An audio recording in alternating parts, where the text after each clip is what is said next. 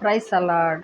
ఈ సమయమందు యోబు 29వ అధ్యాయంలో యోబు గ్రంథంలో యోబు ఏమని చెప్తున్నాడంటే, యోబు ఇంకొకసారి ఉపమానరీతిగా ఇట్లనను, పూర్వకాలమున నున్నట్లు నేనున్న ఎడల ఎంత మేలు, పూర్వకాలం ఉన్నట్లు ఉన్న ఎడల ఎంత మేలు.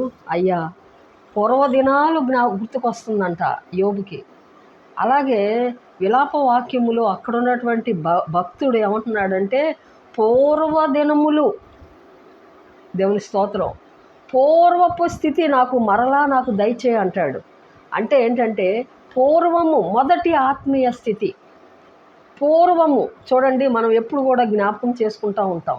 దేవుని స్తోత్రం. నేను ఇది వరకు ఇలా ఉండేది, ఆ రోజులే మంచి రోజులు, ఆ రోజులే మంచి రోజులు అని మన పెద్దవాళ్ళు చెప్తూ ఉంటారు.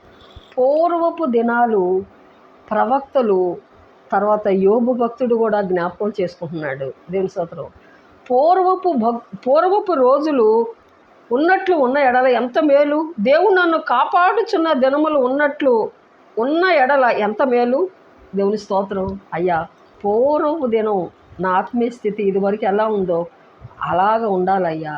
ఇదివరకు నాకున్నటువంటి మెరుగైన ఆర్థిక స్థితి నాకు పూర్వపు దినం ఉన్నటువంటి దినాలు జ్ఞాపకం చేసుకో అయ్యా. నువ్వు పూర్వదినములో నువ్వు నన్ను ఎలాగైతే ఆశీర్వదించావో, పూర్వదినములో నువ్వు నన్ను ఎలాగైతే ఉజ్జీవపరిచావో, పూర్వదినములో నువ్వు నన్ను ఎలాగైతే జ్ఞాపకం చేసుకున్నావో, ఈ సమయం ముందు నువ్వు నన్ను జ్ఞాపకం చేసుకో అయ్యా అని యోబు ప్రార్థించాడు. విలాప వాక్యములో ఆ భక్తుడు కూడా ప్రార్థన చేశాడు. అలాగే మనము కూడా పూర్వము మన ఆత్మీయ స్థితి ఎలా ఉంది, ఆర్థిక పరిస్థితి ఎలా ఉంది, కుటుంబ పరిస్థితి ఎలా ఉంది, అయ్యా మెరుగు చేయి నాయన. దేవుని స్తోత్రం. ఇప్పుడు ఎలా ఉన్నావో నాకు తెలియదు తండ్రి, పూర్వము నా స్థితి ఎలా ఉందో దేవుని స్తోత్రం. పూర్వము నువ్వు చేసినటువంటి మేళ్ళు కంటే అధికమైన మేళ్ళు ఈ సమయం ముందు నువ్వు నాకు చెయ్యమని ప్రార్థించిన ఎడల దేవుడు మనకు సహాయం చేసే దేవుడు. దేవుడి మాటలు దీవించునుగాక. ఆమేన్.